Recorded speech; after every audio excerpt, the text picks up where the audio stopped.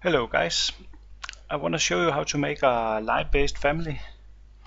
In this tutorial, it's my first tutorial, so I hope if I'm doing anything wrong you can say it in the comments. But the point is that a line-based family you can drag like this. That's the smart thing about it.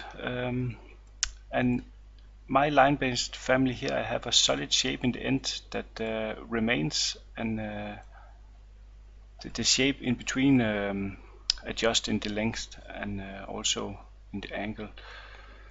And a line-based family you place on a surface and you can drag it out like this one. If I just 2 seconds, I'm just doing this so that we have it where I want it. If I take my line-based family here, you see I pick this surface and I drag it out as I want it.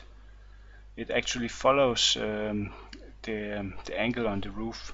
But I wanted to show how to make a simple line-based family like this. You go into new, create new family, and then you take a generic metric generic model, or at least I do. It has to be a line-based one. Click on this, and here you see it in the reference plane in the top view. I will go into, let's see, not this view. I will take the left. I explain later why, and I will actually make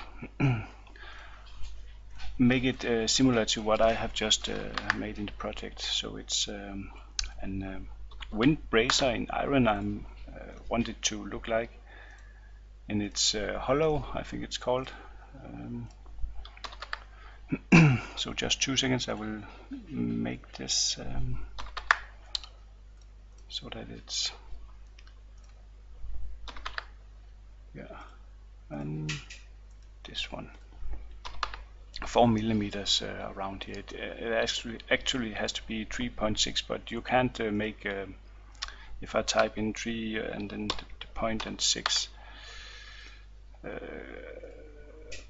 Okay, it can do that. Okay, sorry. Sorry for that. We just make it has to be 3.6, so that's okay. I can always go back and change. You can always change a family later to what it has to be. I didn't think it could do points. Okay, fair enough. You can always change the family later and it would change in the project also, so that's no problem. I will press OK to this. Well, let's just look at it in 3D. It's the shape I want. It's hollow, and yep. Now we have to go into, let's take the reference plane. You can also do it in the front view. We drag it to this line here, a reference line, I think it's called.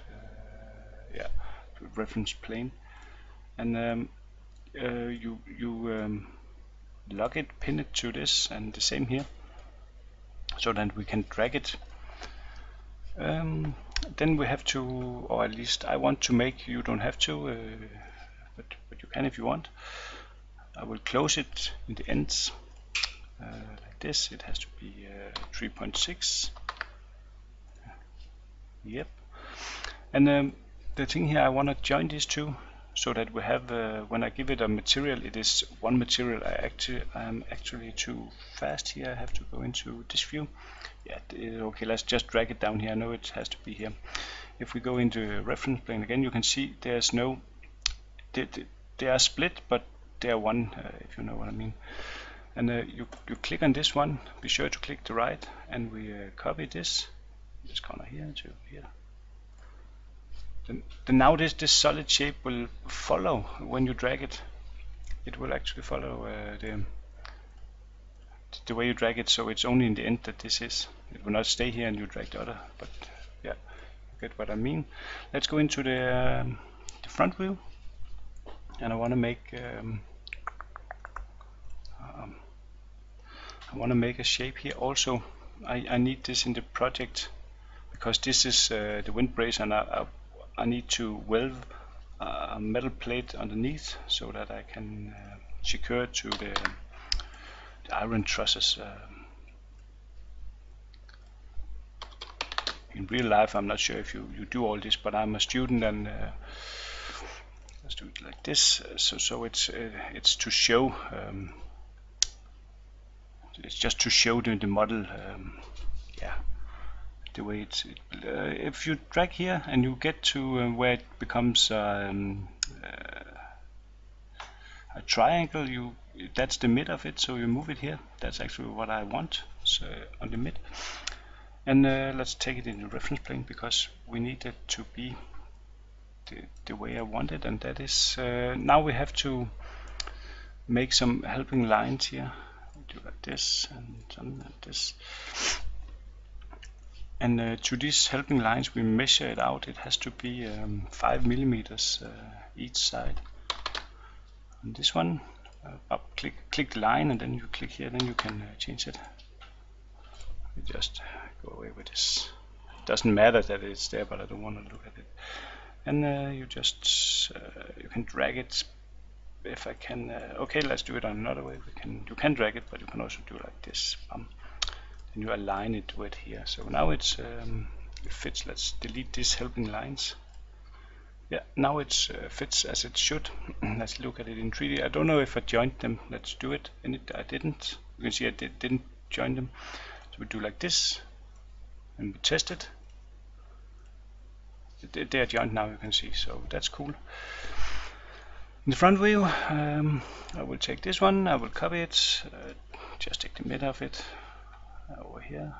Copy it there. Yep, I will join them. This also. Yeah. Now you can click here.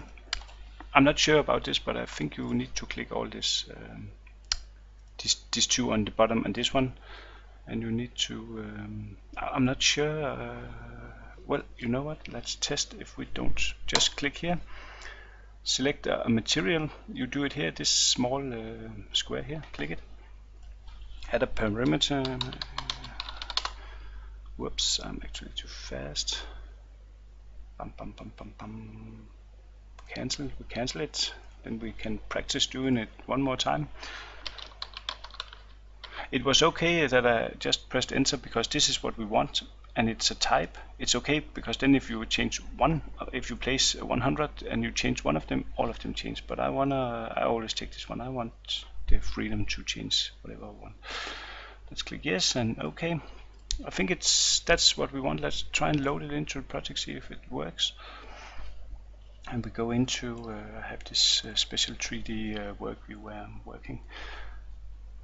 We choose component. This is the quick way. You can also go down here into you have families here and groups, not groups, but you have families, groups, another thing.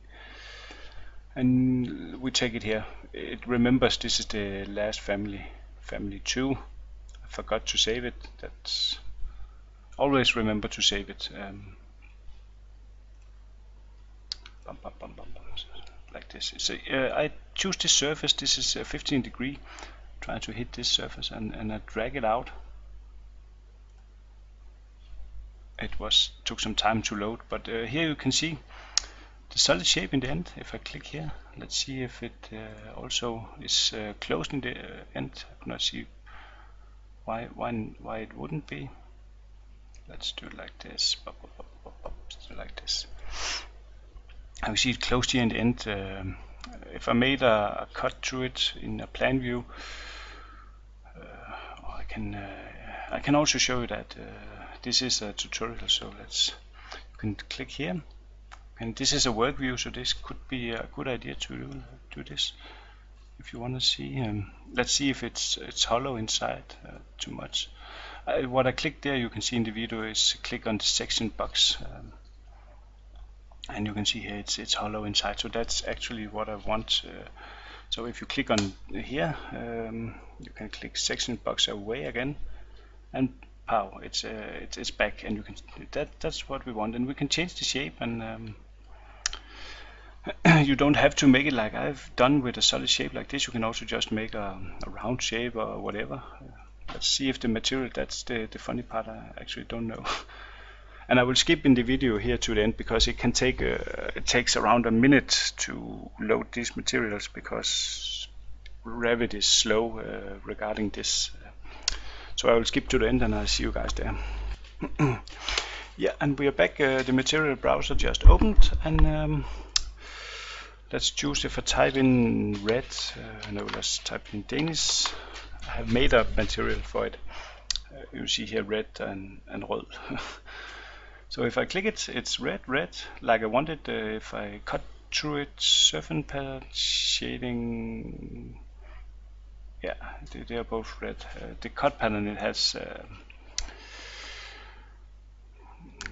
yeah, this pattern for steel, according to. But let's see if, yeah, and you don't have to click. You just, when you join it and you select a material for only one part, apparently everything that's joined is the same material and gets the same. So that's a success. It should not be. I will delete it and delete it afterwards. I hope you found this little tutorial on line-based family useful. It's my first tutorial, so I'm not really sure how to do it, and probably I forgot something. I don't hope so. If you want to see, I have a view of what I'm actually building here. It's this storage room here, so where the trusses are. That's how it looks. So thank you for this time, and see you guys later.